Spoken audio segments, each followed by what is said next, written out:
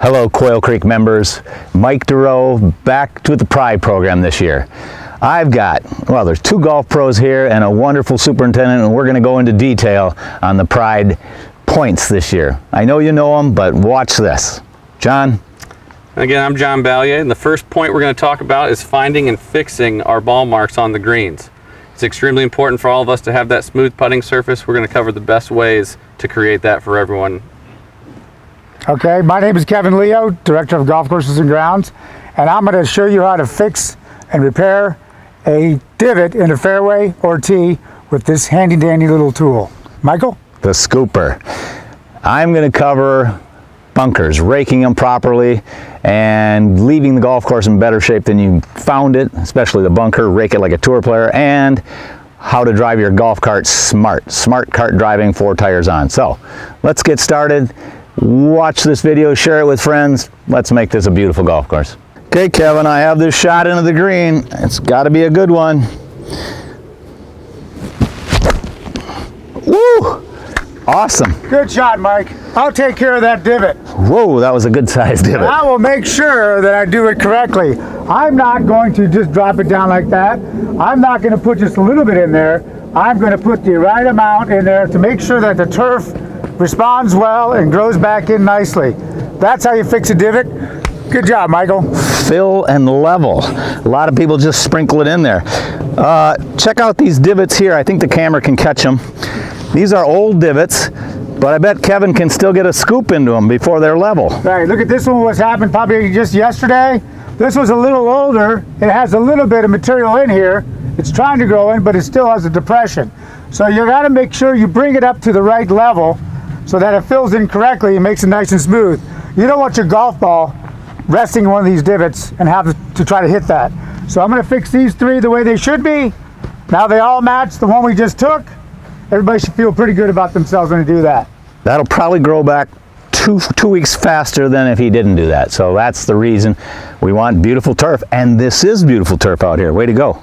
Onward and upward. Let's go check out your shot. Okay, thanks. All right, John, we both found this bunker on this par 5.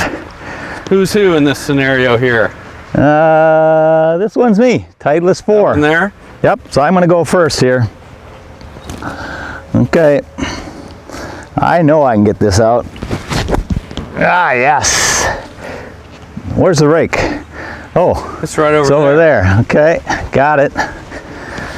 Okay. That was a good shot, and I appreciate you hitting it, but you walked all the way across the bunker there. Now I'm going to have to fix all these footprints. Is there a better way? Well, if we find the rake first and walk directly to the golf ball, we can actually set this rake down in the bunker next to our golf ball. As long as we don't test the surface, we can get set up to hit our shot. Get it out. Don't waste any of this area around us here. And we can start to rake that bunker as we should. But don't worry, I'll take care of these extra. You will, thank you. That's a lot less footsteps that way. It's a dramatization, but what we're saying is when you're in a bunker, be smart. Find the rake first, take the fewest steps out there. We know you don't want to rake a lot, but be smart. Also, rake it like you might be the next person in there. Be considerate. If you're a bad raker, if you're on tour, a caddy, and you rake poorly, you're going to get fired really fast because the pro behind you is going to see your little mark you made. So this, give me that rake, Johnny. This is not the way to rake a bunker. That just doesn't work. Okay, you're going to leave a track. This is not the way to do it. Okay, and pull. That's worse than a footprint. So yes, you want to feather it in there. You want no ridges, and you want to leave that bunker like your partner or you might be the next person in there. Really, be considerate of the next player. Thank you very much.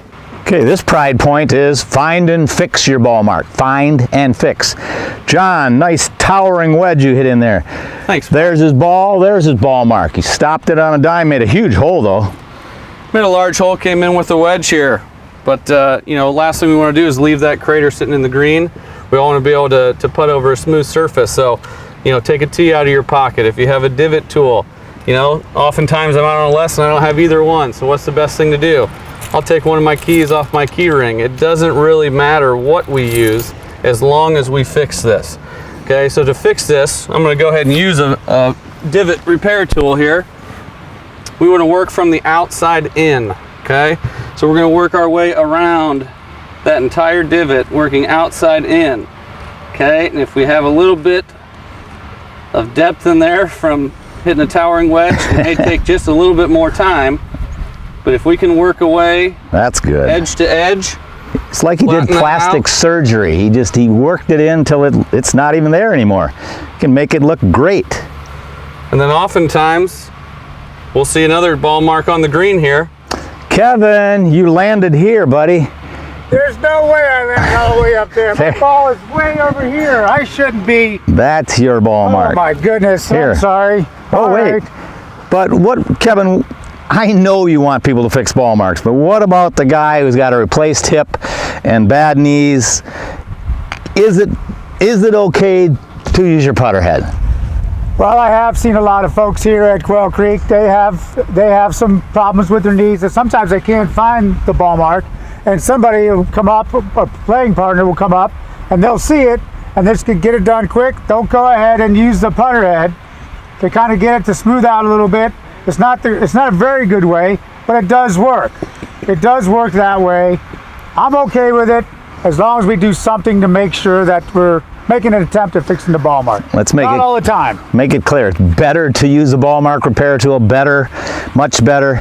It actually lifts, gets a little air in there, but that's okay too. Okay. The best way, emergency cases only. But I've seen it work both ways. See, and by the way, another thing to say is, fix yours and one other. There's always another one because somebody else didn't see it. By the way, sometimes it can land on a firm surface and they really can't find it, but the next day you can see it. So that's why you have to fix one other, because it's more visible the next day. So find and fix another one. It's good for you. That's right. It's good for the golf course. It's good for the club. It's good for all of us. Thank you.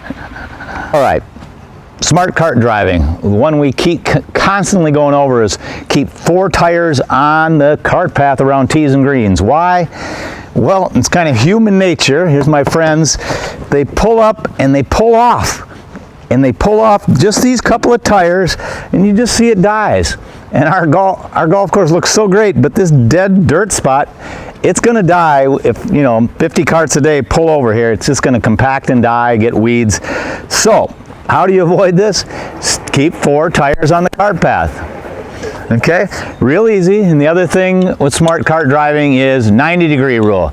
Drive out to your ball on the cart path to the shortest ball, then get off the cart path. Nothing worse than the guys driving right down the middle of the fairway. Thanks for getting back on the cart path. Right down the middle of the fairway to their golf ball. It's unnecessary.